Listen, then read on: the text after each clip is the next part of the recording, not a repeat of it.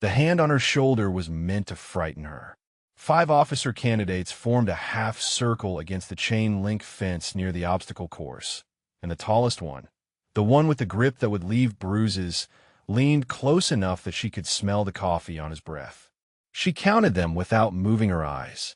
5 men, 1 exit blocked, concrete wall to her left, fence behind her. The tall one had 70 pounds on her, maybe more, and the confidence of someone who had never been truly hurt in his life. Before we get into this story, drop a comment and let us know what state you're watching from. Maybe you have seen situations where someone was underestimated because of how they looked. The tall one squeezed harder.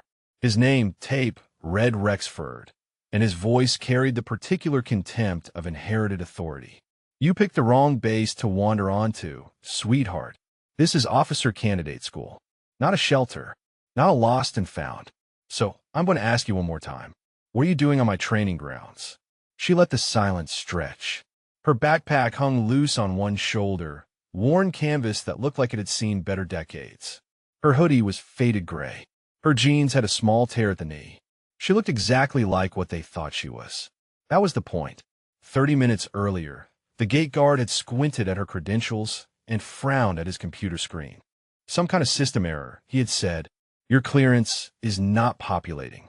You'll have to wait for escort. But then his phone rang, and a delivery truck needed processing, and he waved vaguely toward the main campus. Building 7. Someone there will sort you out. Building 7 did not exist. She had walked the perimeter twice looking for it, before concluding that the guard had either misspoken or lied. The early morning fog clung to the parade grounds, and she had stopped to orient herself when she noticed the young woman struggling with an equipment bag twice her size. The candidate was small, maybe 5'2", dragging the bag across wet grass toward the barracks. Her face was red with effort, and 2 male candidates walked past without glancing at her. The bag caught on something, and the woman stumbled, nearly falling. Here, let me help with that. The woman looked up, startled. Civilian clothes on base meant nothing good, usually, but something in the offer must have seemed genuine because she nodded. Between them, they got the bag to the barracks entrance in half the time. Thank you. The woman was breathing hard. She had kind eyes and a name tape that read Fuentes. I'm Maricela. You're not a candidate, are you? No. I'm looking for a briefing location, and I think I got turned around. Fuentes Maiz. This place is a maze. I have been here 3 weeks, and I still get lost. What building are you looking for? That is the problem. I'm not entirely sure. Before Fuentes could respond, a sharp whistle cut across the morning air. Both women turned. 5 figures were approaching from the direction of the obstacle course, and the one in front walked with the particular swagger of someone who believed the world owed him deference. Fuentes went pale. I have to go. That is Rexford. Just be careful. She grabbed her bag and disappeared inside before there was time to ask what she meant. Now Rexford's hand was on her shoulder, and she understood exactly what Fuentes had meant. This was a predator who had found easy hunting in this environment. The other 4 candidates watched with the eager anticipation of men who had seen this show before and enjoyed it every time. I asked you a question, Rexford said. His grip tightened. Are you stupid or just deaf? She met his eyes for the first time. Held them. Something flickered in his expression, a micro-hesitation that his conscious mind did not register, but his instincts recognized. Most people, the hand on her shoulder was meant to frighten her. 5 officer candidates formed a half circle against the chain-link fence near the obstacle course, and the tallest one, the one with the grip that would leave bruises, leaned close enough that she could smell the coffee on his breath. She counted them without moving her eyes. 5 men, 1 exit blocked, concrete wall to her left, fence behind her. The tall one had 70 pounds on her, maybe more, and the confidence of someone who had never been truly hurt in his life. Before we get into this story, drop a comment and let us know what state you are watching from. Maybe you have seen situations where someone was underestimated because of how they looked. The tall one squeezed harder. His name, Tape, read Rexford, and his voice carried the particular contempt of inherited authority. You picked the wrong base to wander onto, sweetheart. This is officer candidate school, not a shelter, not a lost and found. So, I'm going to ask you one more time. What are you doing on my training grounds? She let the silence stretch. Her backpack hung loose on one shoulder, worn canvas that looked like it had seen better decades. Her hoodie was faded gray. Her jeans had a small tear at the knee. She looked exactly like what they thought she was. That was the point. 30 minutes earlier, the gate guard had squinted at her credentials and frowned at his computer screen. Some kind of system error. He had said, "Your clearance is not populating. You will have to wait for escort." But then his phone rang, and a delivery truck needed processing, and he waved vaguely toward the main campus. Building 7. Someone there will sort you out. Building 7 did not exist. She had walked the perimeter twice looking for it before concluding that the guard had either misspoken or lied.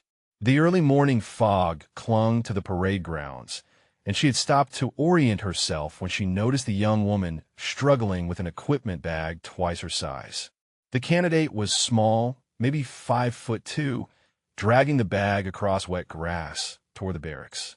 Her face was red with effort, and 2 male candidates walked past without glancing at her. The bag caught on something, and the woman stumbled, nearly falling. "Here, let me help with that." The woman looked up, startled. Civilian clothes on base meant nothing good, usually, but something in the offer must have seemed genuine because she nodded. Between them, they got the bag to the barracks entrance in half the time. "Thank you." The woman was breathing hard. She had kind eyes and a name tape that read Fuentes. "I am Maricela. You're not a candidate, are you?" "No. I'm looking for a briefing location, and I think I got turned around." "Fuentes Maíz. This place is a maze. I have been here 3 weeks, and I still get lost." "What building are you looking for?" "That is the problem. I'm not entirely sure." Before Fuentes could respond, a sharp whistle cut across the morning air. Both women turned. 5 figures were approaching from the direction of the obstacle course, and the one in front walked with the particular swagger of someone who believed the world owed him deference. Fuentes went pale. "I have to go. That is Rexford. Just be careful." She grabbed her bag and disappeared inside before there was time to ask what she meant. Now Rexford's hand was on her shoulder, and she understood exactly what Fuentes had meant. This was a predator who had found easy hunting in this environment. The other 4 candidates watched with the eager anticipation of men who had seen this show before and enjoyed it every time. "I asked you a question," Rexford said. His grip tightened. "Are you stupid or just deaf?" She met his eyes for the first time. Held him.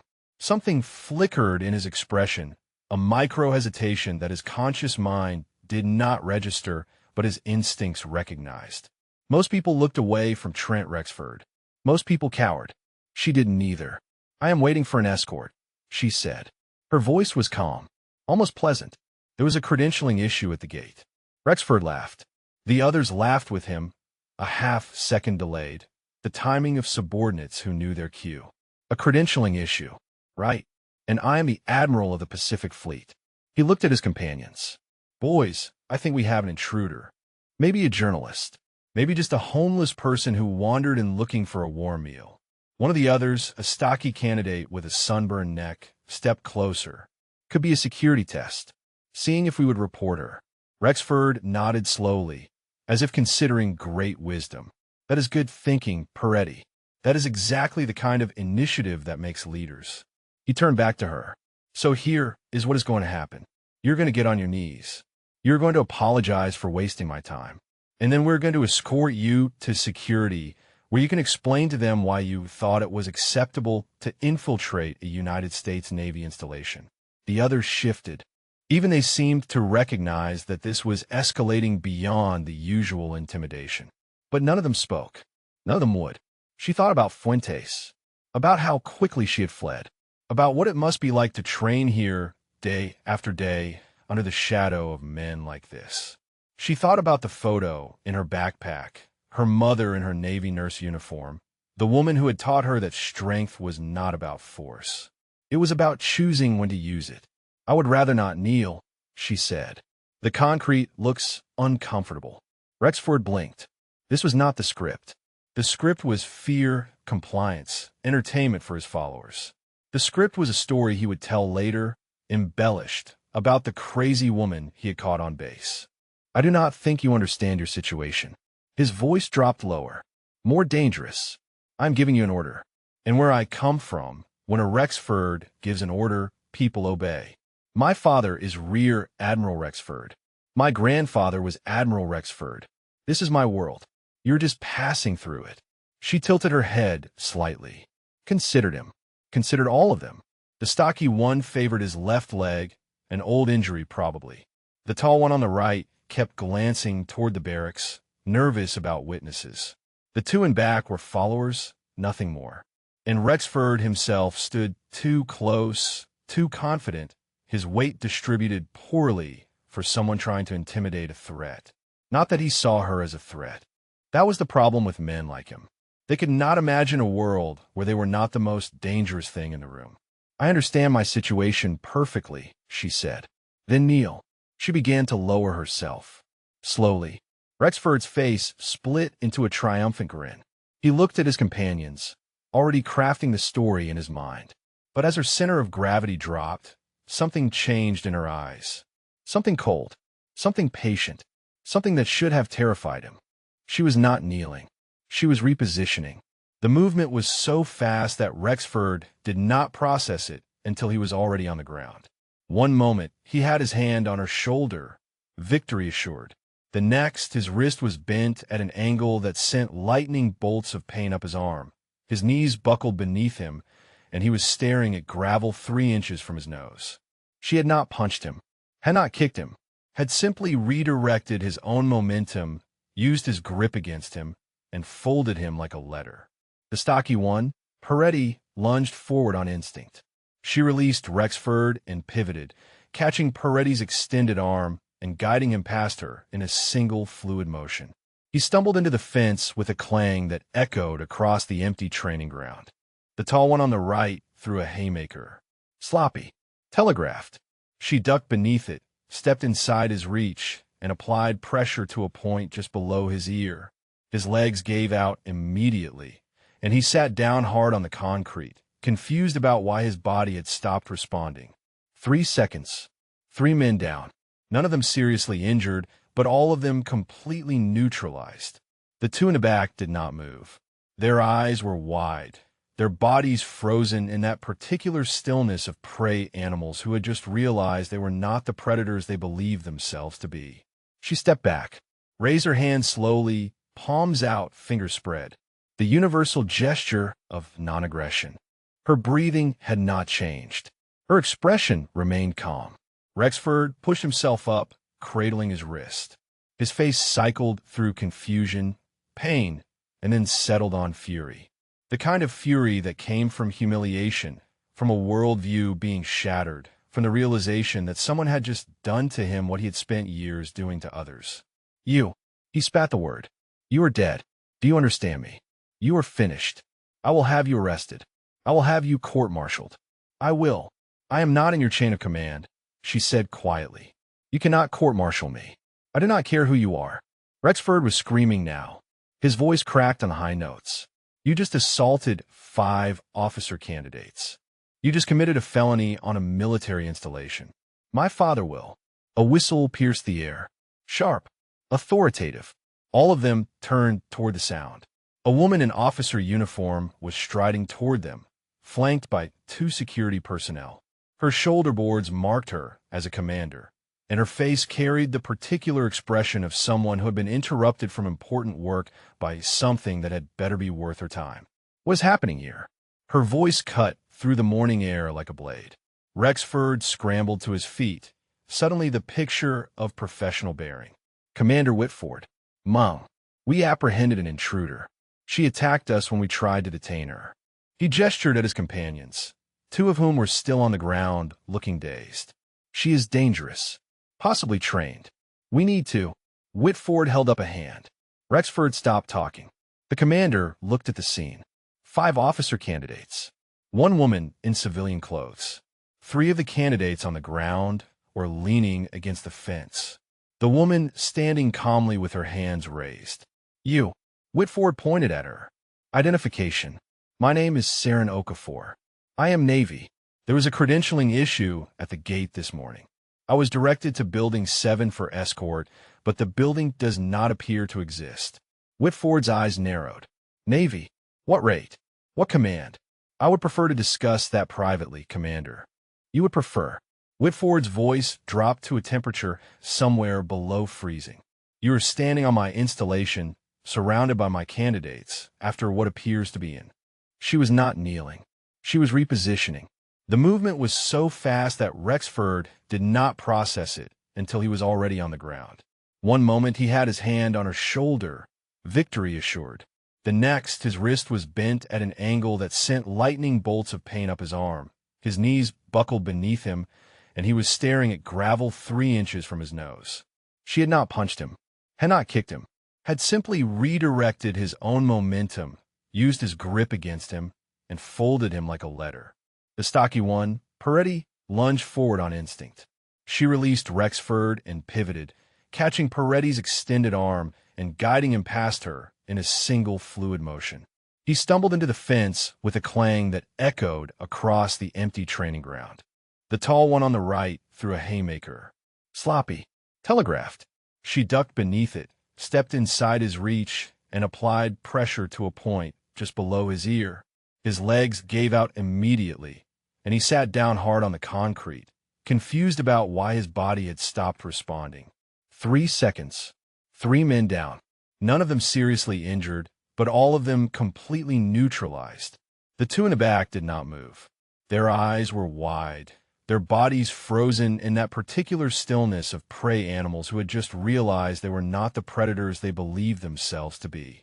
She stepped back, raised her hands slowly, palms out, fingers spread. The universal gesture of non-aggression. Her breathing had not changed. Her expression remained calm. Rexford pushed himself up, cradling his wrist. His face cycled through confusion, pain, and then settled on fury. The kind of fury that came from humiliation, from a worldview being shattered, from the realization that someone had just done to him what he had spent years doing to others. You. He spat the word. You are dead. Do you understand me? You are finished. I will have you arrested. I will have you court-martialed. I will. I am not in your chain of command, she said quietly. You cannot court-martial me. I do not care who you are. Rexford was screaming now. His voice cracked on the high notes. You just assaulted 5 officer candidates. You just committed a felony on a military installation. My father will. A whistle pierced the air. Sharp. Authoritative. All of them turned toward the sound. A woman in officer uniform was striding toward them, flanked by 2 security personnel. Her shoulder boards marked her as a commander, and her face carried the particular expression of someone who had been interrupted from important work by something that had better be worth her time. What is happening here? Her voice cut through the morning air like a blade. Rexford scrambled to his feet, suddenly the picture of professional bearing. Commander Whitford. Mom, we apprehended an intruder. She attacked us when we tried to detain her. He gestured at his companions, 2 of whom were still on the ground, looking dazed. She is dangerous, possibly trained. We need to. Whitford held up a hand. Rexford stopped talking. The commander looked at the scene. 5 officer candidates. 1 woman in civilian clothes. 3 of the candidates on the ground or leaning against the fence. The woman standing calmly with her hands raised. You. Whitford pointed at her. Identification. My name is Saren Okafor. I am Navy. There was a credentialing issue at the gate this morning. I was directed to Building 7 for escort, but the building does not appear to exist. Whitford's eyes narrowed. Navy. What rate? What command? I would prefer to discuss that privately, Commander. You would prefer. Whitford's voice dropped to a temperature somewhere below freezing. You are standing on my installation, surrounded by my candidates, after what appears to be an altercation. You do not get preferences. You get to answer my questions. Saren lowered her hands slowly, kept them visible. Yes, ma'am. Rexford stepped forward. Commander, I can explain everything. We found her wandering near the obstacle course, clearly lost. When we approached to offer assistance, she became aggressive. We attempted to detain her for security, and she attacked without provocation. I have 4 witnesses who will confirm. Whitford looked at the other candidates. They nodded quickly, too quickly. The synchronized agreement of men who had rehearsed their lives before. She attacked 5 of you, Whitford said slowly. 1 woman, unarmed, against 5 officer candidates. She's clearly trained, Rexford said. Some kind of martial arts. Maybe special forces.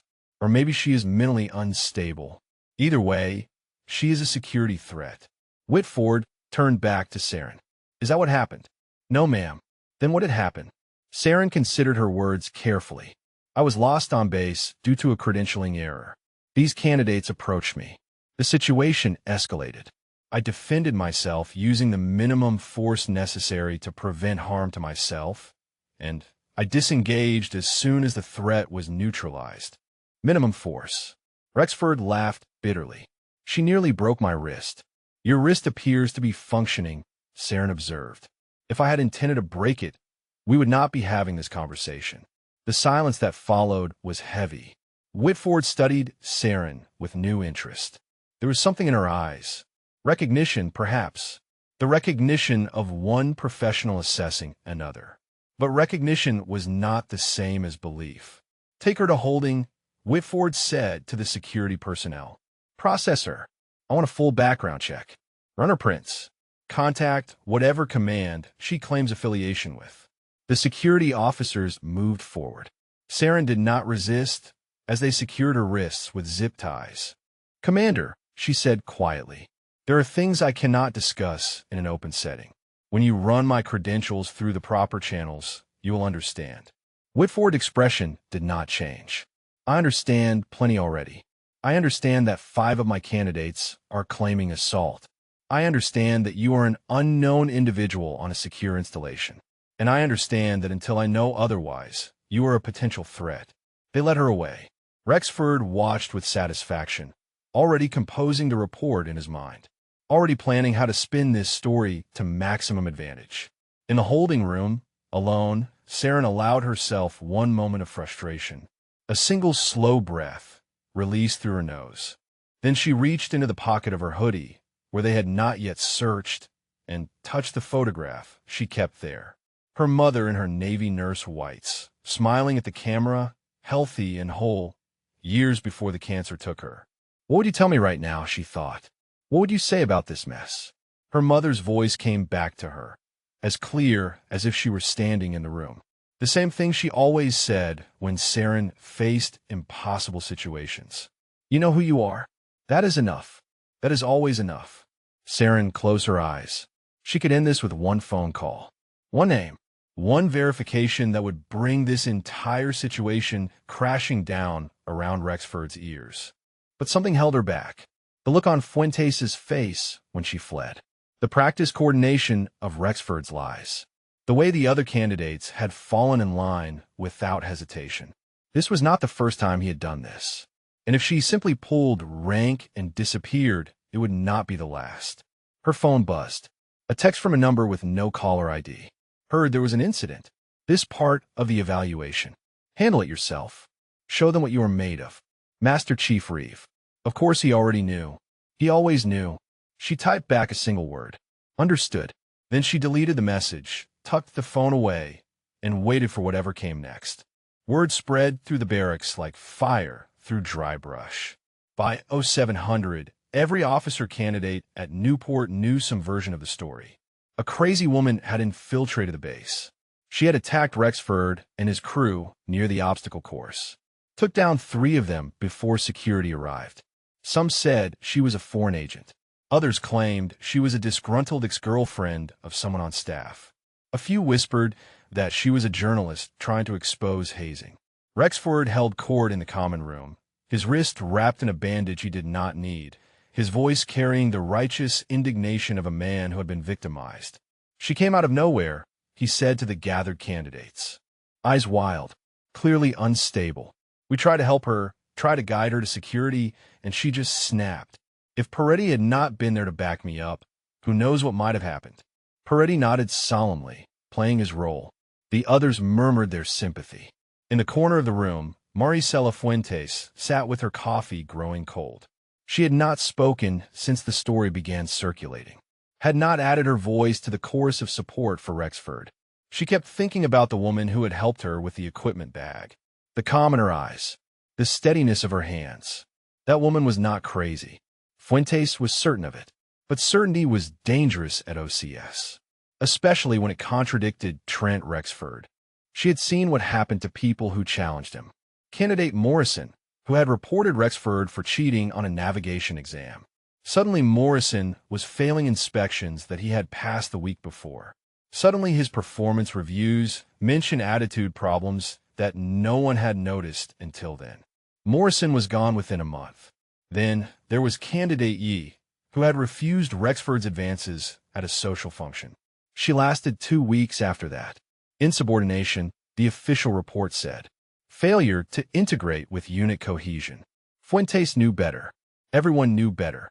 But knowing and speaking were different things when your entire future hung in the balance.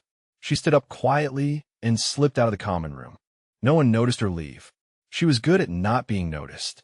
It was a survival skill she had developed early, growing up the youngest of 6 in a house where attention usually meant trouble. The holding facility was at the edge of the administrative complex. Fuentes did not have clearance to enter, but she knew the layout from orientation. She could see the small window of the holding room from the pathway outside. She stopped, pretended to check her phone, and looked. The woman sat alone at a metal table. Her posture was perfect, spine straight, shoulders relaxed. She was not pacing, not fidgeting, not showing any of the anxiety that Fuentes would have expected from someone facing assault charges. She looked like she was waiting, patiently, confidently, like she knew something no one else did. "Who are you?" Fuentes whispered. "Candidate Fuentes." She spun around. Commander Whitford stood 3 feet behind her, arms crossed, expression unreadable. "Mung." Fuentes snapped to attention. You were just observing the detainee from an unauthorized location." Whitford stepped closer. "Why?" Fuentes hesitative. The smart thing, the safe thing, was to claim curiosity. Morbid interest. The same thing everyone else would say. But she thought about Morrison. About Yi. About the woman in that room who had stopped to help a stranger with a heavy bag. "I do not think she did what they say she did," Fuentes said. "Mung." Whitford's expression did not change. "And what makes you say that?" "I met her this morning. Before the incident. She helped me carry my gear. She was calm. Kind. She did not seem unstable or aggressive. Helping with gear does not preclude violence." "No, ma'am. But..." Fuentes took a breath. "I have seen how Candidate Rexford operates. I have seen what happens to people who cross him. And I think maybe she did not attack him. I think maybe she defended herself." The silence stretched between them. Fuentes felt her career ending in real time. She had just accused an admiral's son of lying. She had just contradicted the official narrative. Commander Whitford nodded slowly. "Return to your barracks, Candidate. Speak of this to no one." "Mung." "That is an order." "Yes, ma'am." Fuentes walked away on legs that felt like water. She did not know if she had helped or hurt the situation. She did not know if Whitford would report her words to Rexford. She did not know anything except that she had told the truth, and sometimes that was the most dangerous thing a person could do. Back in the holding room, Saren heard footsteps approaching. The door opened. Commander Whitford entered alone. She sat across from Saren, studied her for a long moment. "I ran your credentials," Whitford said, "through every channel I have access to. And nothing. Your file is classified above my clearance level. I requested verification from Navy Personnel Command and received a response I have never seen before in 22 years of service." "What response?" "2 words." Whitford leaned forward. "Access denied." Saren said nothing. "Who are you?" Whitford asked. "And do not give me the line about preferring to discuss it privately. We are private now. I have an admiral's son claiming you assaulted him. I have security footage being pulled from 3 different cameras. And I have a ghost sitting in my holding cell whose file the Navy will not let me read." Saren met her eyes. "I am exactly who I said I am. Navy. Here for a briefing that I was not able to attend due to a credentialing error. Everything else is above your pay grade, Commander. No disrespect intended." Whitford laughed. A short, sharp sound with no humor in it. Above my pay grade. Do you have any idea how much trouble you are in right now? Yes, ma'am. I do. Rear Admiral Rexford has been contacted. He is personally invested in seeing you prosecuted to the fullest extent. I am aware of who his father is. Then you understand that whatever protection you think you have, it may not be enough. Saren allowed herself a small smile. The first real expression she had shown since the confrontation. Commander, she said quietly. With respect, I have been in situations where protection was not an option, where the only thing between me and death was my training and my will to survive. This is not one of those situations. This is paperwork, and paperwork has a way of sorting itself out. Whitford stared at her. Something shifted in her expression. Not belief, not yet, but something close to it. The footage from camera 3 is corrupted, Whitford said finally. But cameras 1 and 2 captured the entire incident. I will be reviewing them within the hour. She stood, walked to the door, paused with her hand on the handle. If that footage shows what I think it might show, she said without turning around, then we're going to have a very different conversation. The door closed behind her. Saren exhaled slowly. Cameras. She had not noticed them in the moment, had not been looking for them. But if they capture the truth, if they showed Rexford's hand on her shoulder, his threats, his demand that she kneel, then this was far from over. It was just beginning. Rear Admiral Victor Rexford appeared on the video call with the expression of a man interrupted for more important matters. His office at the Pentagon was visible behind him, walls lined with commendations and photographs of himself with various dignitaries. He wore his authority like a second skin. Trent stood at attention before the screen in Commander Whitford's office, his bandaged wrist prominently displayed.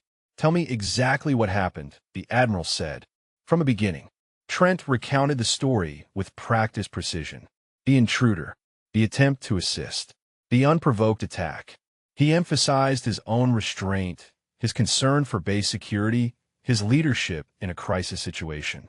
By the time he finished, he had transformed himself from aggressor to hero. The Admiral nodded slowly. And this woman, what do we know about her? Whitford stepped into frame. Sir, her file is classified. I have requested access through multiple channels and been denied. What I can tell you is that she claims to be Navy and that she was here for some kind of briefing. Classified. The Admiral's eyes narrowed. There are very few classifications I cannot access, Commander. Give me her name. Saren Okafor, sir. The Admiral typed something off-screen. Waited. His expression flickered, a micro-movement that his son recognized as surprise. Then it smoothed back to neutral. I see, he said. Continue processing her for assault charges. I will make some calls. Yes, sir. The screen went dark. Trent allowed himself a small smile. Father will handle it, he said to Whitford. He always does. Whitford said nothing, but something in her posture had shifted. The Admiral's reaction to that name had not been what she expected. He had not dismissed it. He had not laughed. He had looked, for just a moment, like a man who had stepped on something he could not identify in the dark. In his Pentagon office, Victor Rexford stared at the file on his screen. Most of it was redacted. Black bars covered nearly every line of substance. But what remained was enough. Seal qualificación. Combat deployments, number unspecified. Commendations, details classified. Current assignment classified. Clearance level higher than his own. He picked up his secure phone and dialed a number from memory. Marcus, I need information on a chief petty officer named Okafor. My son has gotten himself into a situation at Newport. The voice on the other end was cautious. Victor, that name is flagged. Whatever your son did, you might want to consider letting this one go quietly. She assaulted him. Did she? The skepticism was audible. Because the file I am looking at suggests that if she had actually assaulted him, he would not be filing complaints. He would be in a hospital. The Admiral's jaw tightened. What are you telling me? I am telling you that there are certain people the Navy protects. Not because of who their fathers are, but because of what they have done for their country. This woman is one of those people. If your son's version of events does not match the security footage, you're going to want to get ahead of this. The call ended. Admiral Rexford sat in the silence of his office, recalculating. Back at Newport, The situation was shifting in ways Trent did not yet perceive. Saren had been moved from the holding cell to a small office. Her zip ties had been removed.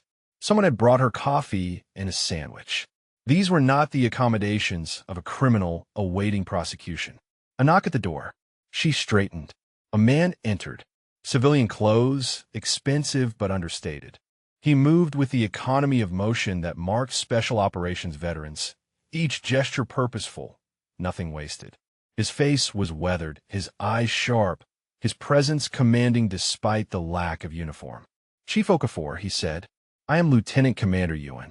We were supposed to meet 3 hours ago." "Sir." She stood. "The credentialing issue has been resolved." He closed the door behind him, sat across from her. The look in his eyes was appraising, not unkind. "I have read the preliminary reports.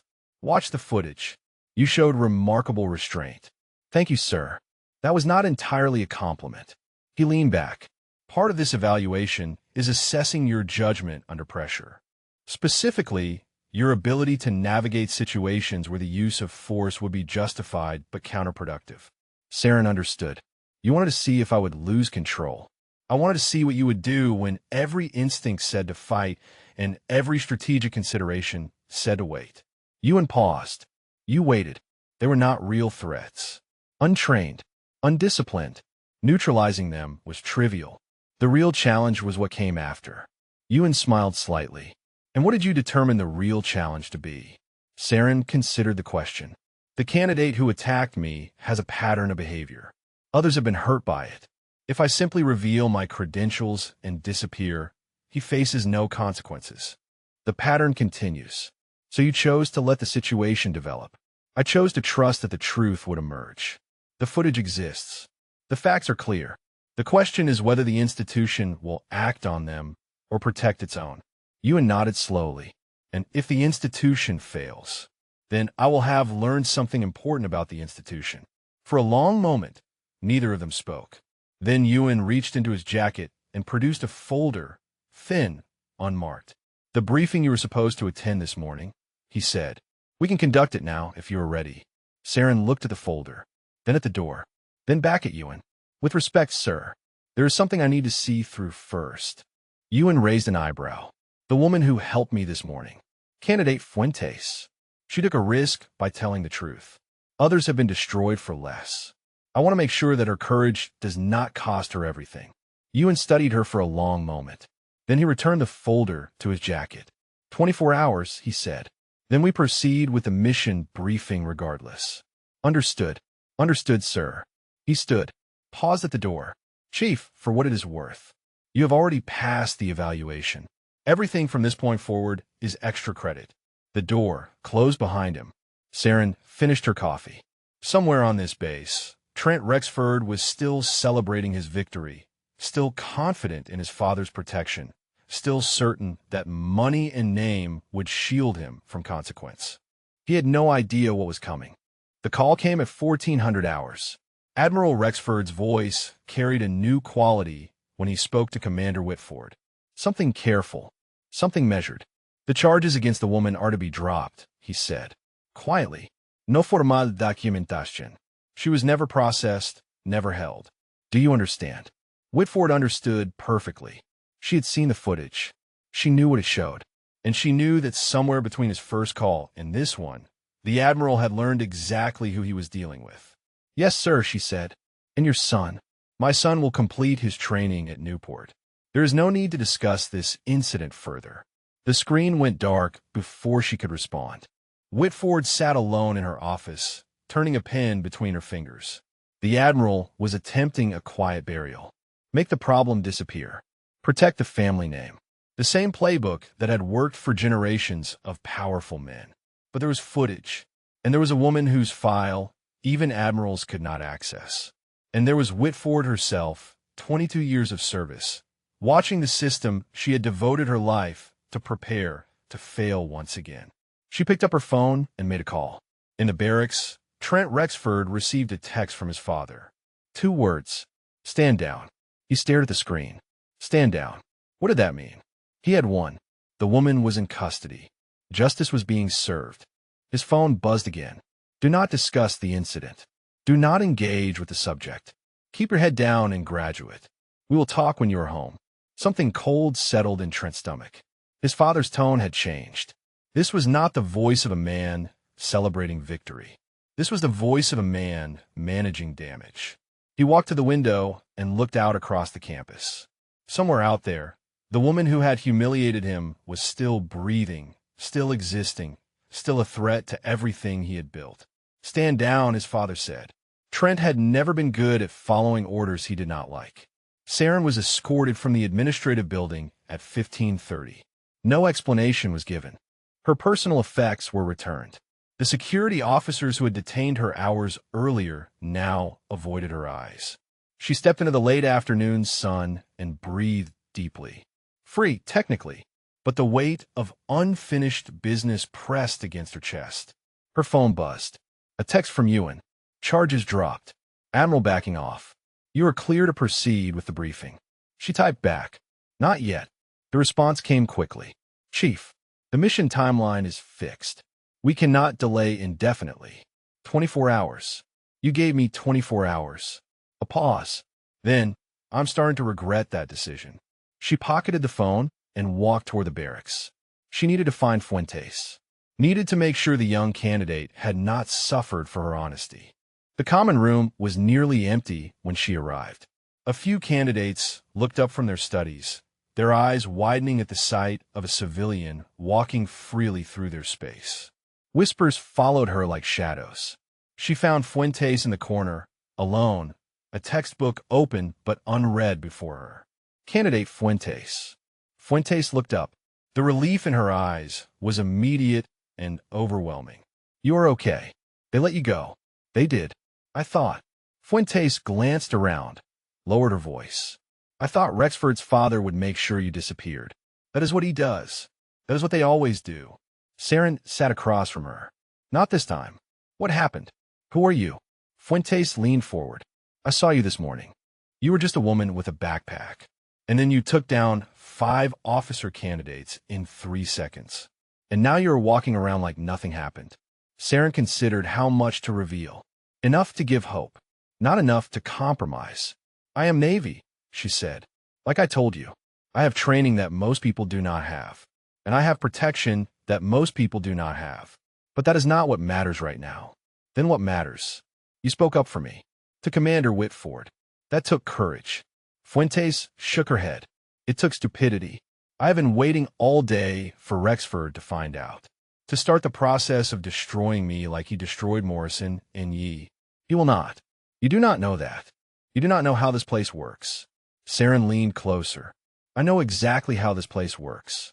I know that men like Rexford survive because good people stay silent. Because the cost of speaking feels higher than the cost of complicity. You pay that cost today. You chose truth over safety. That is rare. That matters.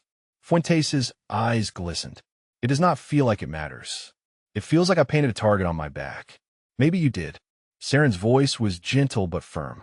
But targets can be defended. And you are not alone anymore. Before Fuentes could respond, the common room door banged open. Trent Rexford stood in the entrance.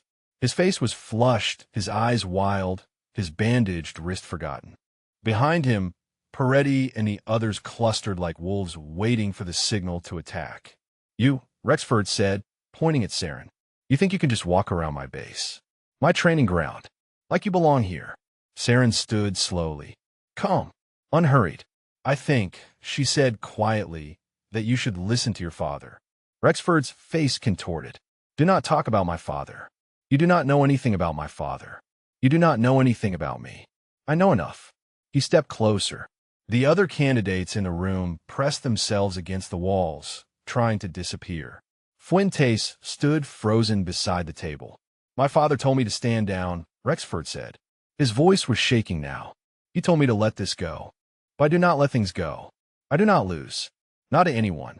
Especially not to some nobody pretending to be something she is not.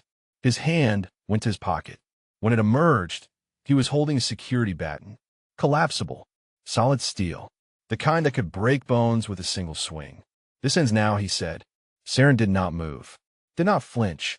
Her eyes tracked the weapon, tracked his stance, tracked the distance between them. Yes, she said softly. It does. The baton extended with a sharp metallic snap. Rexford swung without warning. A wide arc aimed at her head, fueled by rage and humiliation and the desperate need to reclaim control. Saren was not there when it arrived. She had moved the instant his shoulder tensed, stepping inside his reach before the swing could build momentum. Her hand caught his wrist, redirected the force, and used his own motion to spin him off balance. The baton clattered to the floor. A half-second later, Rexford was face down on the tile, his arm locked behind him at an angle that sent fire through his shoulder. This time, she did not let go. "Stay down," she said. Her voice carried no anger, no satisfaction, only calm command. He struggled. Try to buck her off. She applied pressure, and he screamed. The common room was frozen. Candidates pressed against walls.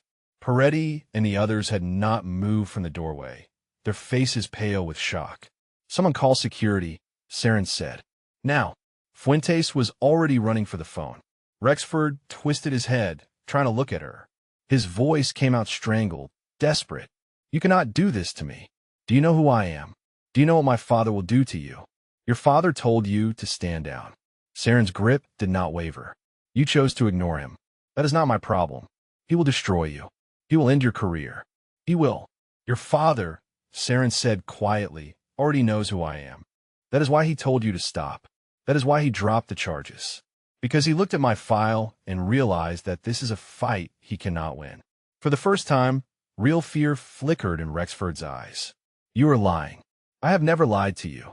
From the moment you put your hand on my shoulder this morning, I have told you nothing but the truth.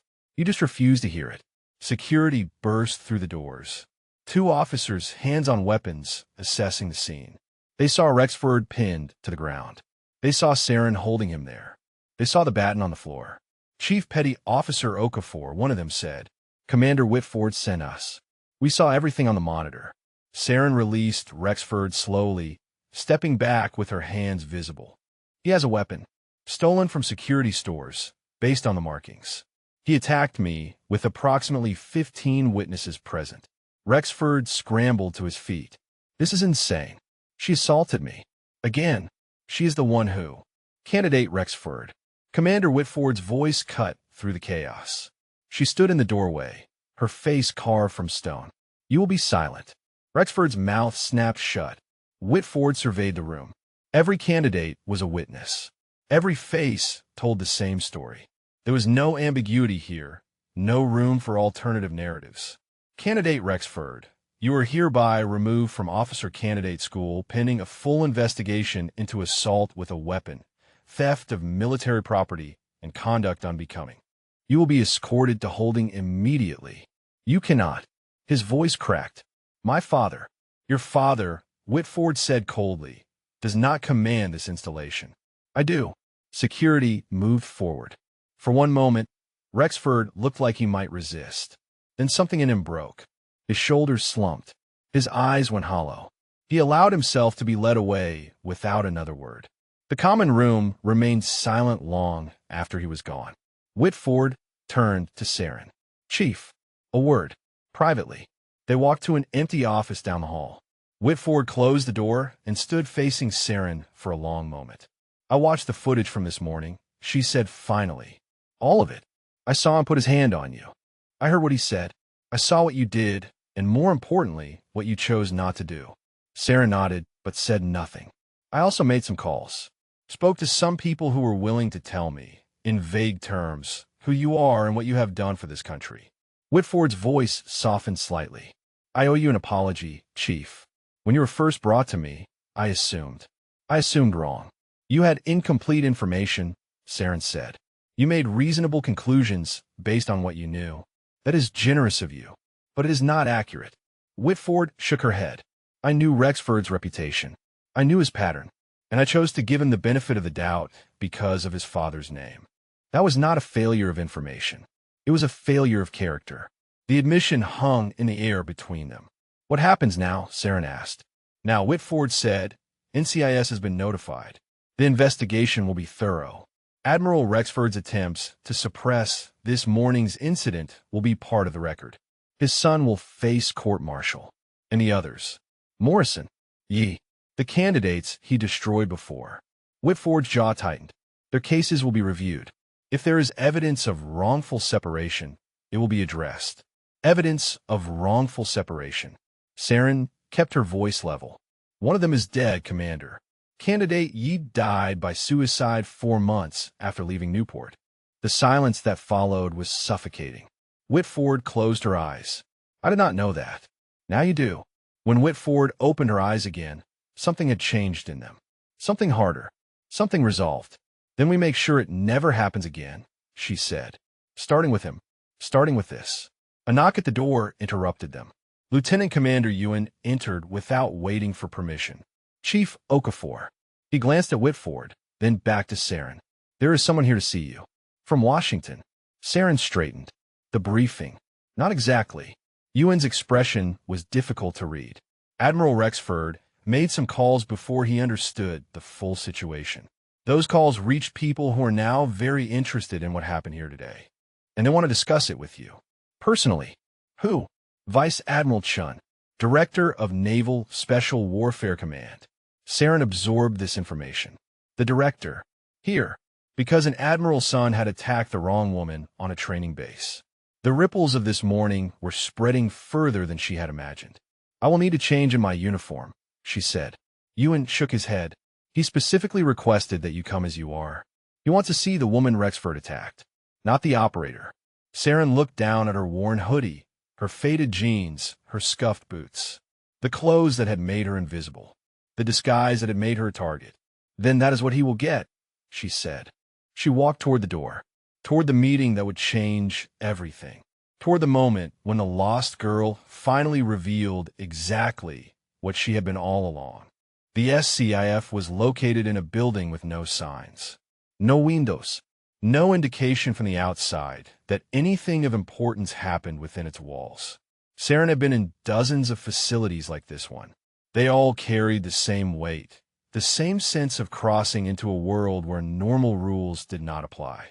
Lieutenant Commander Ewan escorted her through 3 security checkpoints.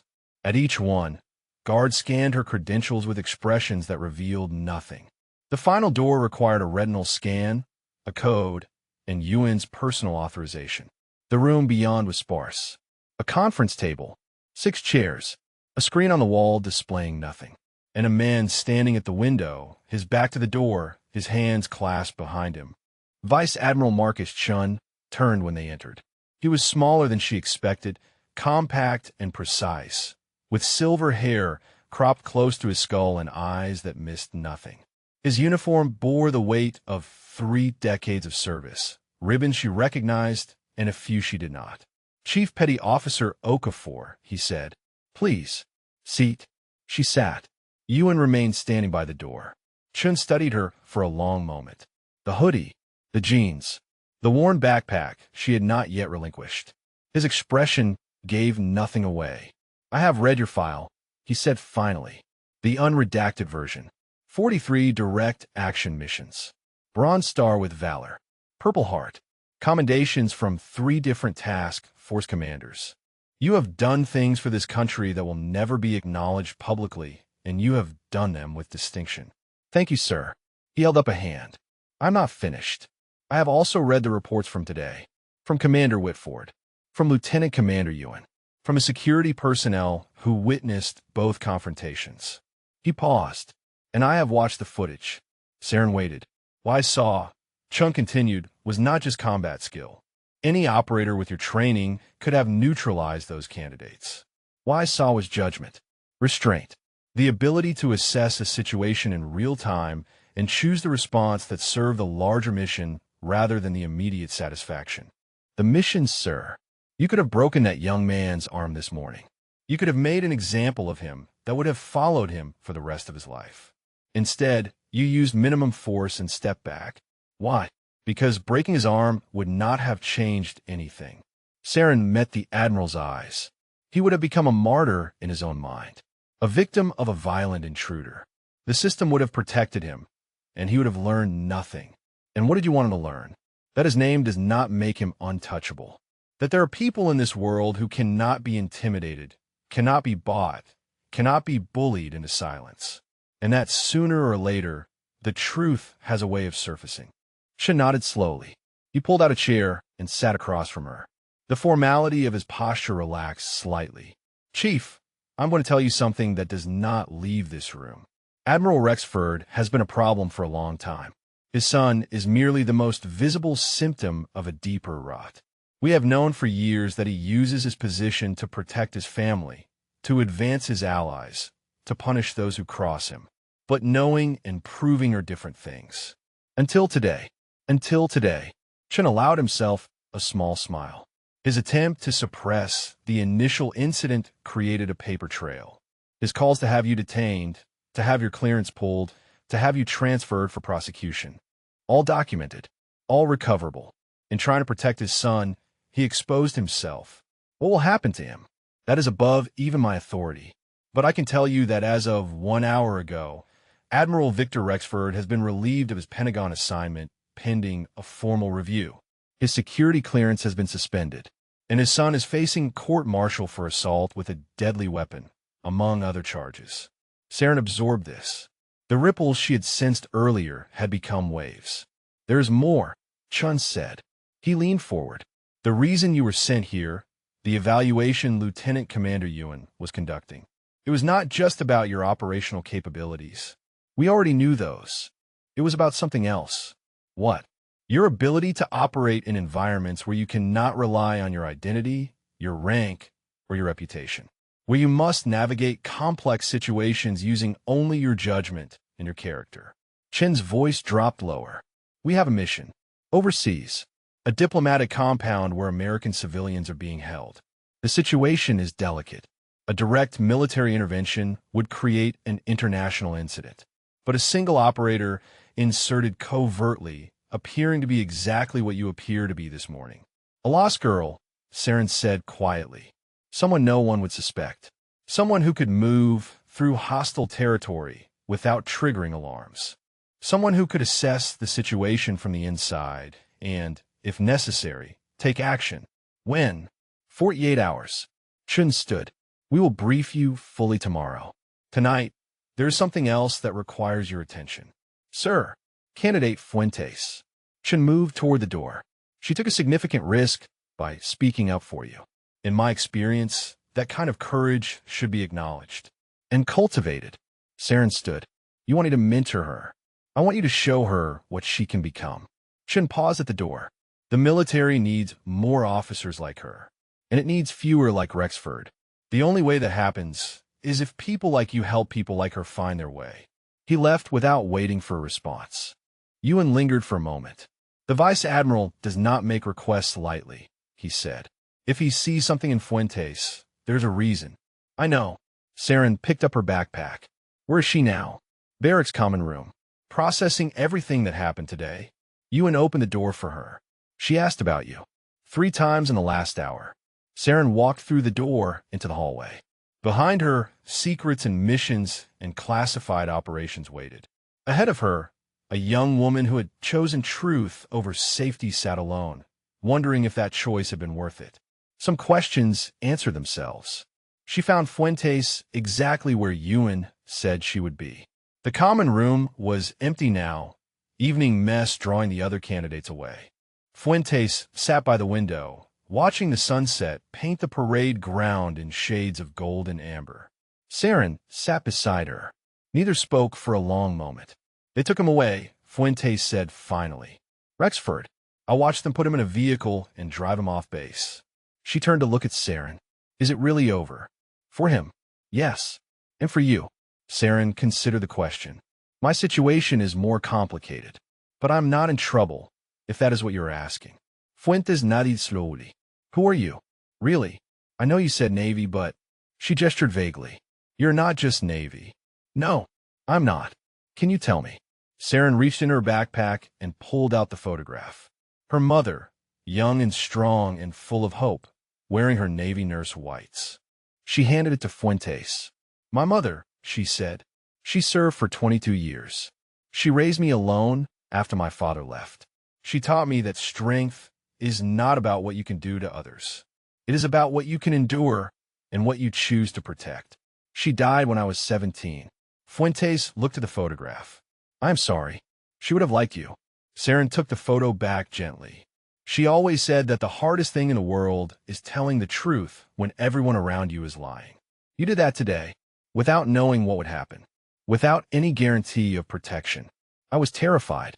Courage is not the absence of fear. It is action in spite of fear. Saren tucked the photo away. That is what makes it valuable. Fuentes was quiet for a moment. Then softly, what happens now? Now, Saren said, you finish your training. You graduate. You become an officer. And you remember what you learned today. About the system. About yourself. About what kind of leader you want to be. Will I see you again? Saren smiled. It was the first real smile she had allowed herself all day. Count on it, she said. The uniform changed everything. Saren stood before the mirror in the temporary quarters she had been assigned, adjusting the collar of her dress blues. The transformation was complete. Gone was the woman in the faded hoodie, the worn jeans, the scuffed boots. In her place stood Chief Petty Officer Saren Okafor, United States Navy, her trident gleaming gold above rows of ribbons that told a story most people would never be allowed to read. She had worn this uniform hundreds of times, but tonight felt different. Tonight, she was not putting it on to blend in with other operators. She was putting it on to be seen. The assembly was scheduled for 1900 hours. Every officer candidate at Newport would be present. Every instructor, every staff member. Commander Whitford had arranged it as an emergency leadership seminar, mandatory attendance, no exceptions. No one except Whitford and Ewan knew who the guest speaker would be. Saren checked her ribbons one final time. Bronze Star with V device for valor. Purple Heart. Combat Action Ribbon. Navy and Marine Corps Achievement Medal. Global War on Terrorism Expeditionary Medal. The Language of Sacrifice, written in fabric and metal. Her phone buzzed. A message from Master Chief Damon Reeve. Heard you're giving a speech tonight. Do not forget to breathe. And do not let them see you sweat. She smiled and typed back. When have I ever let anyone see me sweat? His response was immediate. Fallujah. Oh wait, that rooftop with the jammed rifle. She laughed despite herself. That was different. People were shooting at me. People are always shooting at you. Some just use different weapons. She pocketed the phone and took one last look in the mirror. The woman staring back at her was ready. Had always been ready. The only question was whether the people she was about to address were ready to hear what she had to say. The assembly hall was full when she arrived. 200 officer candidates sat in rigid rows, their backs straight, their eyes forward. Instructors lined the walls. Commander Whitford stood at the podium, her voice carrying across the silent room. Tonight we have a unique opportunity, Whitford was saying. A chance to learn from someone whose experience in leadership extends far beyond anything we can simulate in a classroom. She glanced toward the door where Saren waited. Someone who was on this installation just this morning, though most of you did not recognize her for who she truly was. Murmurs rippled through the crowd. Candidates exchanged confused glances. Please welcome Chief Petty Officer Saren Okafor, Naval Special Warfare Command. Saren walked through the door. The reaction was immediate. Gasps. Whispers. A few candidates actually stood before remembering themselves and sitting back down. She saw recognition dawn on face after face as they connected the woman at the podium with the woman in the hoodie, the intruder, the lost girl who had taken down 5 of their classmates in 3 seconds. She saw Fuentes in the third row, her eyes shining with something that looked like pride. And she saw the empty seat where Trent Rexford would have been sitting. Saren reached the podium. Whitford stepped aside. The room was so quiet she could hear the air conditioning humming through the vents. She let the silence stretch. Let them look. Let them see. This morning, she began, her voice steady and clear. I arrived at this installation for classified briefing. Due to a credentialing error, I was misdirected and found myself wandering the grounds in civilian clothes. I looked lost, confused, harmless. She paused. 5 of your fellow candidates saw me and made a decision. They decided that because I looked vulnerable, I must be vulnerable. Because I appeared weak, I must be weak. They decided that my appearance gave them permission to intimidate, to threaten, to demand submission. The silence in the room had weight now. Pressure. They were wrong. She let those words hang in the air. I'm a Navy SEAL. I have completed over 40 direct action missions in theaters I cannot name, against enemies I cannot describe. I have been shot, stabbed, and left for dead in places that do not exist on any official map. I have watched friends die and carried their bodies home. I have done things for this country that most people cannot imagine, and I have done them without recognition, without glory, without anyone knowing my name. Her eyes swept the room. And this morning, I stood in a training yard on American soil and was told to get on my knees by a boy who thought his father's rank made him untouchable.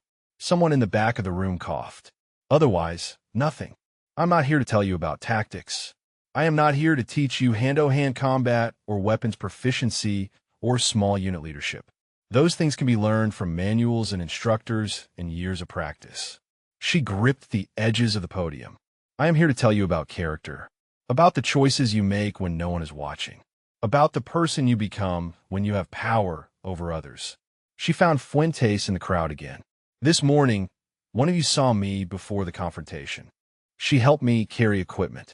She treated me with basic human kindness, even though I was a stranger in civilian clothes with no apparent status or authority. And later, when my version of events conflicted with the official narrative, she spoke up.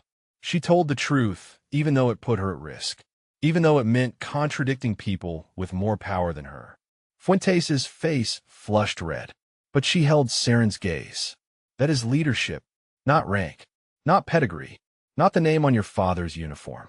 Leadership is what you do when doing the right thing costs you something, when silence would be safer, when looking away would be easier. She stepped back from the podium. The 5 candidates who attacked me believed they were leaders. They had the grades, the connections, the confidence. But when the moment came to demonstrate their character, they revealed who they truly were. Bullies, cowards, men who could only feel strong by making others feel weak. Her voice hardened. One of them is now facing court-martial. His career is over before it began, but the damage he caused extends far beyond today. I learned this afternoon that a previous candidate he targeted, a young woman named Yi, took her own life 4 months after being forced out of this program. The silence cracked. Someone made a sound that might have been a sob. That is the cost of looking away. That is the price of silence. That is what happens when we allow people with power to abuse people without it. She straightened her uniform. You are here to become officers, to lead sailors and Marines into situations where their lives depend on your judgment. Some of you will give orders that determine who lives and who dies. That responsibility does not begin when you pin on your bars.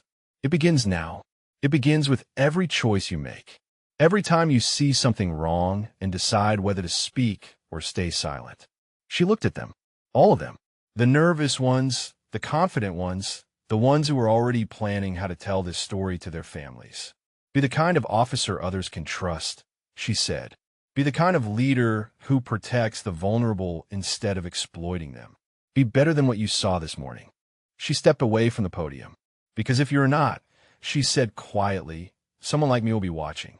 And we do not forgive. And we do not forget. The applause started slowly. A single pair of hands in the back. Then another. Then a wave that built until the entire room was standing, the sound washing over her like something she had not known she needed. She found Fuentes in the crowd one more time. The young woman was not applauding. She was saluting. The applause had barely faded when the doors at the back of the assembly hall opened. Admiral Victor Rexford walked in like a man who still believed he owned the room. He wore his dress uniform, every ribbon in place, every star polished to perfection. His face carried the expression of controlled fury that powerful men wear when they have been embarrassed and intend to make someone pay. Behind him, 2 aides flanked his position like nervous satellites. The room went silent. Candidates who had been rising to leave froze in place.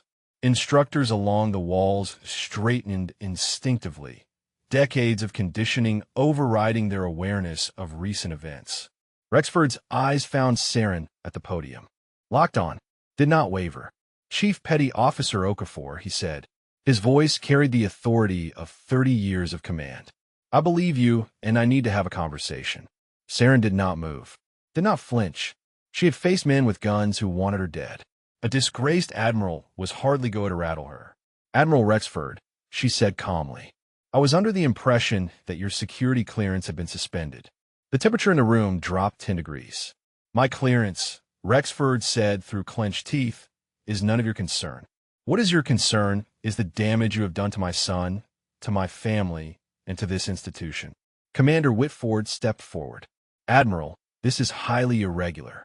You do not have authorization to be on this installation." "I do not need authorization." Rexford did not look at her. "I am a flag officer of the United States Navy. I go where I please." "Not anymore." The voice came from behind him. Vice Admiral Chen walked through the doors, flanked by 2 shore patrol officers. His expression was ice. "Victor," Chen said quietly, "you were given explicit instructions to remain in Washington pending your review. You were told that any attempt to contact witnesses or interfere with the investigation would result in immediate consequences." Rexford turned. For the first time, something flickered in his eyes. Uncertainty. "Marcus, I came to address the situation personally, to ensure that the truth. Chen cut him off. "The truth is on video, Victor. Every moment of it. Your son putting his hands on a decorated combat veteran. Your son threatening her. Your son attacking her with a stolen weapon. And you, making calls to suppress evidence, to have her detained, to protect him from the consequences of his actions." The assembly hall had become a courtroom. 200 officer candidates watched history unfold before them. "I was protecting my family," Rexford said. His voice had lost its edge. "You were obstructing justice." Chen stepped closer, and in doing so, you demonstrated exactly why you are unfit for the rank you hold. "You cannot do this." Rexford's composure was cracking. "I have 30 years of service. I have commanded fleets. I have. You have failed." Chen's voice was soft but final. "You have failed your oath. You have failed your sailors. And you have failed the son you thought you were protecting by teaching him that rules do not apply to people like you." He nodded to the shore patrol officers. "Admiral Victor Rexford, you are hereby detained pending formal charges of obstruction of justice, abuse of authority, and conduct unbecoming an officer. You will be escorted from this installation immediately." The officers moved forward. Rexford looked around the room, searching for allies, for support, for anyone who might intervene. He found only silence. His eyes landed on Saren one final time. "You," he said, "you did this." Saren met his gaze. "No," admitted. "You did this. I just refused to let you cover it up." The officers took his arms.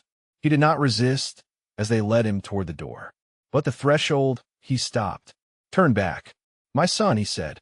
His voice had changed. Smaller now, almost broken. "What will happen to my son?" Chen answered. "He will face court-martial. If convicted, he will serve time in military prison. When he is released, he will be a convicted felon with a dishonorable discharge." Rexford closed his eyes, took a breath. "I did this to him," he said quietly. "I made him think he was untouchable. I made him believe the rules did not apply." "Yes," Chen said. "You did." They led him away. The doors closed behind him. The silence that followed was different from the silence before. This was the silence of a world rearranging itself, of assumptions being questioned, of 200 young people realizing that the system they were about to enter might actually hold powerful people accountable. Chen turned to face the assembly. His expression softened slightly. "What you witnessed tonight," he said, "is not typical. It is not how things usually work, but it is how things should work. And it is your responsibility as the future leaders of this Navy to make sure it happens more often." He looked at Saren. Chief Petty Officer Okafor put her career at risk to stand up for what was right. Candidate Fuentes put her future at risk to tell the truth. They did not know how it would end. They only knew what their conscience demanded. He swept his gaze across the room. "That is the standard. That is what we expect. That is what this uniform means." He He straightened his own jacket. Dismissed, he said. The candidates filed out slowly, quietly, each lost in their own thoughts. Many of them looked at Saren as they passed. Some nodded. A few saluted. One young man stopped directly in front of her. "I was there this morning," he said. His voice was barely a whisper. "I was one of 5. I did not touch you, but I did not stop it either. I just watched." Saren studied him. Young, terrified, ashamed. "What is your name?" she asked. "Candidate Harmon, ma'am." "Candidate Harmon. You are right. You did not stop it. But you're stopping now. You are standing here, admitting what you did, when you could have walked past and pretended this conversation never happened." He swallowed. "I do not know if that is enough." "It is a start." Saren held his eyes. "What you do next is what matters. Who you choose to be tomorrow, and the day after, and every day for the rest of your career. That is what defines you, not your worst moment. Your response to it." He nodded slowly, saluted, walked away. Fuentes appeared at her side. "That was," she started, then stopped. "I do not have words. You do not need them." Saren watched the last candidates file out. Sometimes silence says more than speech. "What happens now?" Saren turned to her. "Now I have a mission to prepare for, and you have a graduation to earn. Fuentes recitative. Will you be there?" "At graduation." Saren smiled. "I will not miss it." She meant it. Whatever waited for her overseas, whatever danger she would face in the coming days, she would find a way to keep that promise. Some things were worth fighting for, and some people were worth coming home to. The briefing room was underground. Saren followed Lieutenant Commander Ewan through a series of corridors that did not appear on any official map of the Newport facility. Each door required a different credential. Each checkpoint was manned by personnel who looked through her rather than at her. This was the world beneath the world, the place where missions were born and sometimes where operators went to disappear. The room itself was small. A single table, 4 chairs, screens on every wall displaying satellite imagery, building schematics, and photographs of faces she did not yet recognize. Vice Admiral Chun was already seated. Beside him sat a woman in civilian clothes whose posture and bearing marked her as intelligence community. She did not offer her name, and Saren did not ask. "Chief Okafor," Chun said. "Please sit." She sat. "What I am about to tell you is classified at the highest level," Chun continued. "Disclosure to anyone without explicit authorization is a federal offense punishable by imprisonment. Do you understand?" "Yes, sir." Chun nodded to the woman beside him. She tapped a tablet, and the screen shifted. A building appeared. Modern architecture. High walls. Diplomatic flags flying from the entrance. "This is the American Cultural Center in the capital city of a nation I will not name," the woman said. Her voice was flat, professional, devoid of emotion. 3 days ago, a group of armed militants seized the facility during a reception. They are holding 47 American civilians hostage, including the ambassador's wife and 2 children. Saren studied the imagery, counted entry points, noted sight lines and defensive positions. "The host nation's government is in chaos," the woman continued. "There has been a coup attempt. Multiple factions are vying for control. The militants holding our people are aligned with one of those factions, which means any overt military action would be interpreted as taking sides in their internal conflict. Creating an international incident," Saren said. "Creating a war." Chun leaned forward. "We cannot send a SEAL team through the front door. We cannot conduct an airstrike. We cannot negotiate because the militants are not interested in negotiation. They want American blood on camera to legitimize their faction." The screens shifted again. Interior schematics now. Hallways, rooms, positions marked with red dots. "We have limited intelligence from inside," the woman said. "One of our assets managed to send a burst transmission before going dark. The hostages are being held in the main auditorium. Guards rotate every 4 hours. There are approximately 20 militants, well armed with military training." "And you wanted to go in alone," Saren said. Chun nodded. "Not to assault the building. Not to take on 20 armed men by yourself. We want you to infiltrate, assess, and, if possible, create conditions for extraction." "Conditions." The woman tapped her tablet again. A map appeared showing the streets around the cultural center. "There's a drainage system that runs beneath the compound," she said. "Colonial-era construction, largely forgotten. It connects to the basement level of the building. If the hostages could be moved to that basement, a small extraction team could enter through the drainage system and remove them without engaging the militants directly. And my job is to move the hostages.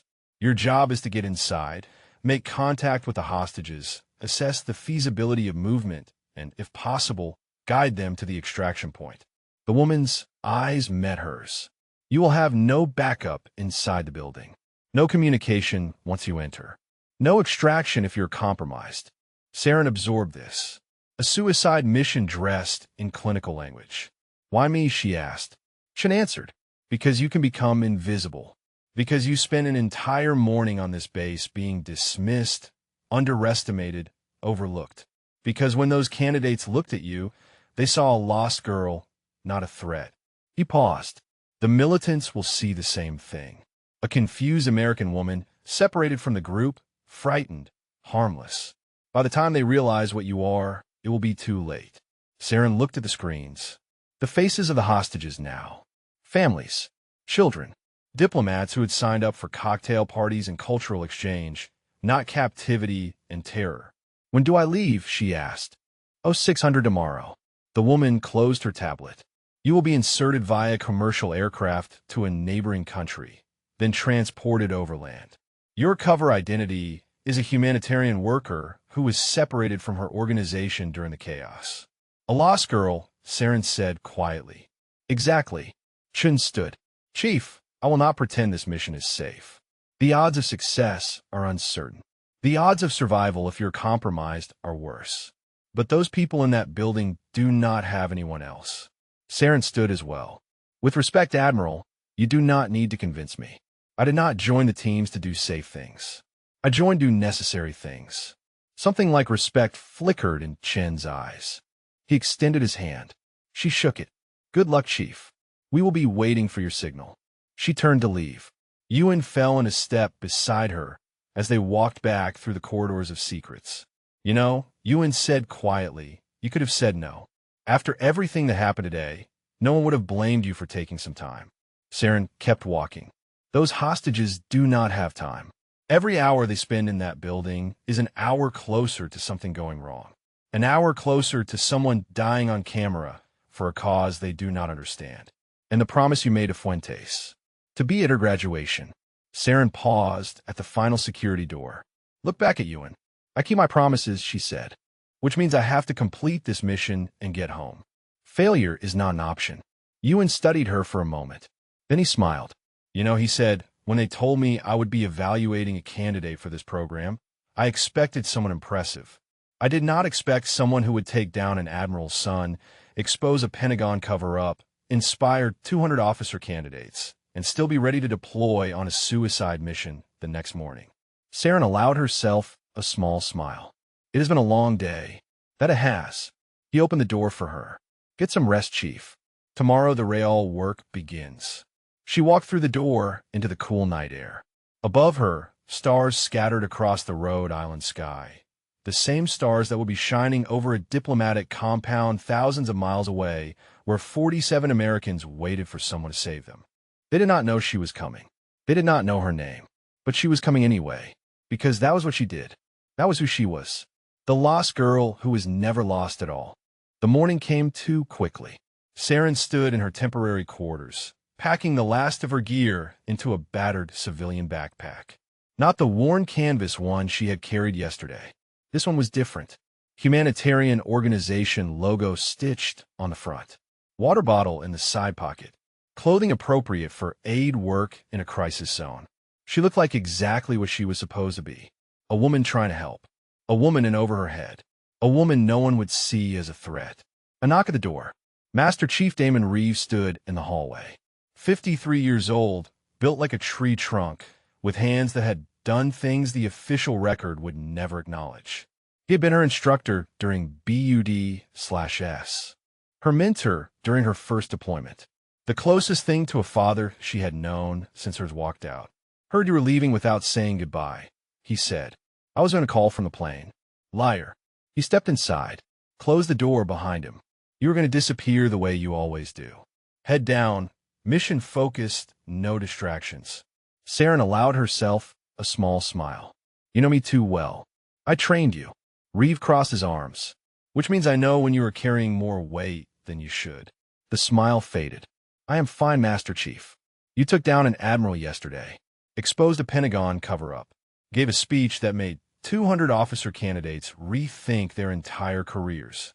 And now you are deploying on a mission that has maybe a 40% chance of success. He held her eyes. That is not fine. That is insane. It is the job. The job is supposed to come with support, with teammates, with someone watching your back. Reeve's voice softened. This mission is designed for a team, Saren. They are sending you alone because they do not have time to assemble one. That is not tactics. That is desperation. Saren set down her backpack, turned to face him fully. Those people do not have time, she said. Every hour we wait is an hour closer to someone dying. I would rather go in alone with a chance than wait for a perfect plan while hostages are executed on camera. Reeve was silent for a long moment.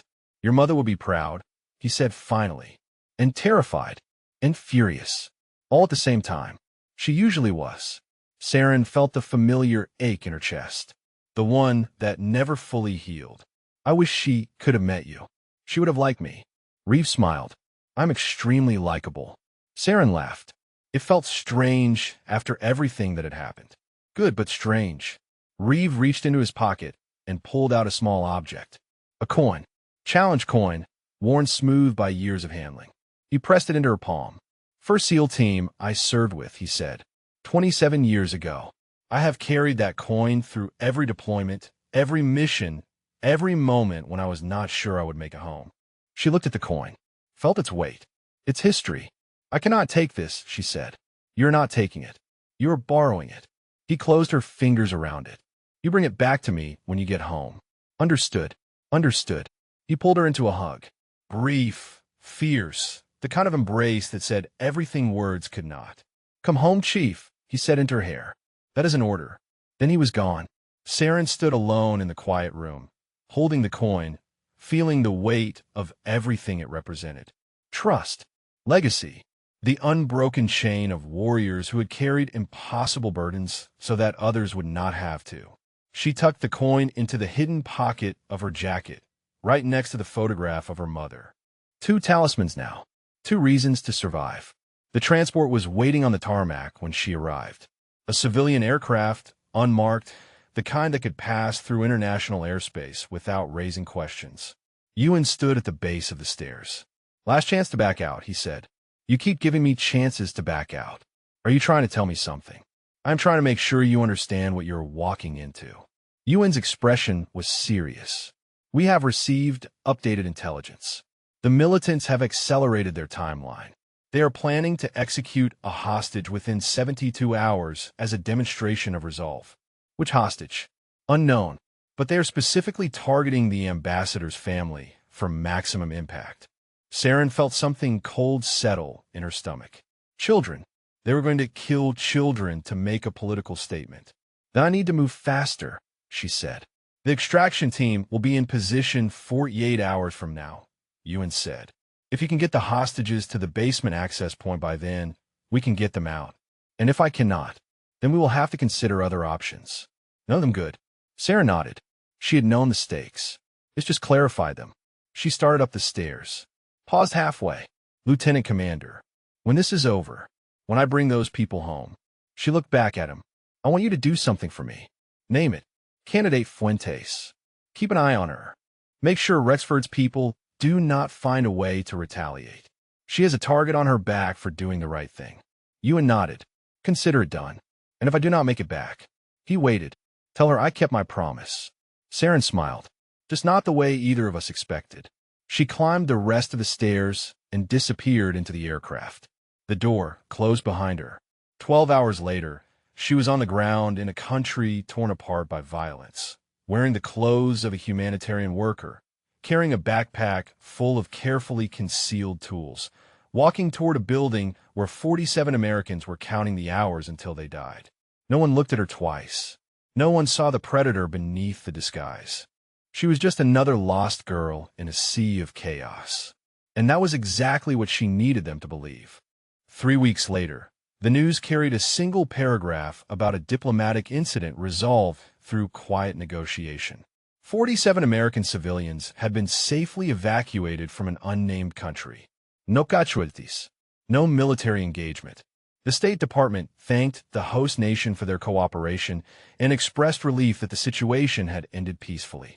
No mention of the woman who had crawled through colonial drainage tunnels in the dark.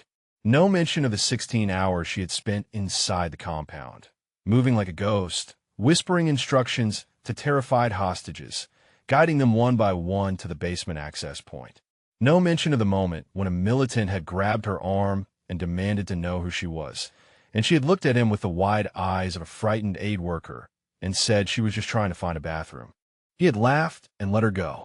She had killed him 12 hours later when he stood between her and the last group of hostages. Quietly, efficiently, without hesitation, the extraction team had found her waiting at the access point with 31 civilians. The remaining 16 had already been moved through the tunnels to safety. The ambassador's wife held her children close and wept with relief. "Well done, Chief," the team leader had said. Saren had nodded and asked if anyone had water. Now she stood at the edge of the parade ground at Naval Station Newport, watching rows of newly commissioned ensigns receive their assignments. The Rhode Island sun was warm on her face. The breeze carried the salt smell of the ocean. She wore civilian clothes again. Jeans, a simple blouse. Her hair had grown slightly during the mission, and she had not bothered to cut it. She looked like any other visitor, any other family member, any other woman who had come to watch someone she cared about achieve a dream. The ceremony was nearly over when she spotted Fuentes. Ensign Maricela Fuentes stood at attention in the front row, her dress whites immaculate, her face glowing with pride. She had graduated at the top of her class. First in leadership evaluations. First in physical training. First in the hearts of instructors who had watched her transform from a nervous candidate into a confident officer. Saren smiled. The commandant finished his remarks. The candidates threw their covers into the air. Cheers erupted across the parade ground as families rushed forward to embrace their newly minted officers. Fuentes scanned the crowd, searching, hoping. Her face fell slightly when she did not find what she was looking for. Then their eyes met. Fuentes froze.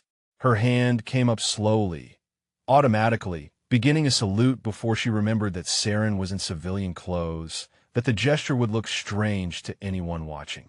Saren shook her head slightly, smiled, walked forward. They met at the edge of the crowd. For a moment, neither spoke. "You came," Fuentes said. Her voice was thick. "I told you I would. I thought. After everything." The news said there was an incident overseas. American hostages. I do not know if. Saren reached into her pocket and pulled out the challenge coin Master Chief Reeve had given her. She held it up so Fuentes could see. "I had to return this," she said. "Made a promise." Fuentes laughed. The sound was bright and free and full of relief. "I have something for you too," she said. She reached into the pocket of her dress whites and produced a small box. "I was going to mail it if you did not show up. But this is better." Saren opened the box. Inside, nestled in velvet, was a gold bar. An ensign's insignia. Brand new. Gleaming. "My first one," Fuentes said. "I want you to have it." Saren looked at the insignia, then at Fuentes, then back at the insignia. "I cannot take this," she said. "This is yours. You earned it. I earned it because of you." Fuentes' eyes were fierce now. "Because you showed me what courage looks like. Because you stood up when everyone else stayed silent. Because you treated me like I mattered when I was just a candidate carrying an equipment bag." She closed Saren's fingers around the box. "Keep it," she said, "to remember that what you do matters. That the people you save, the people you inspire, they carry pieces of you with them forever." Saren felt something shift in her chest. The weight she had carried for so long, the isolation of a life spent in shadows, eased slightly. "Thank you," she said. The words felt inadequate, but they were true. "Fuentes Maíz. Now, I believe you owe me a story." The news said, "Diplomatic resolution." Somehow I did not think that is the whole truth. Saren laughed. Is classified. Everything with you is classified. That is the job. They walked together across the parade ground, away from the crowds, toward the quiet edge of the campus where they had first met. The sun was setting now, painting the sky in shades of gold and amber, the same colors that had filled the windows of the common room on the day. Everything changed. What happens now? Fuentes asked. For you. Saren considered the question. Another mission, probably. Another country. Another group of people who needed help. The same thing that always happens, she said. I go where they send me. I do what needs to be done. And I try to come home. And if you cannot, then someone else takes my place. The mission continues. That is how it works. Fuentes was quiet for a moment. Then, softly, I want to be like you someday.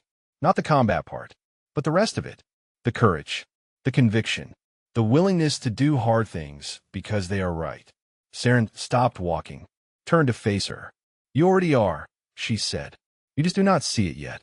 If you enjoyed this story, drop a comment and let us know your favorite part, or tell us about a time when someone you met turned out to be much more than they appeared. We love hearing from you. The sun slipped below the horizon.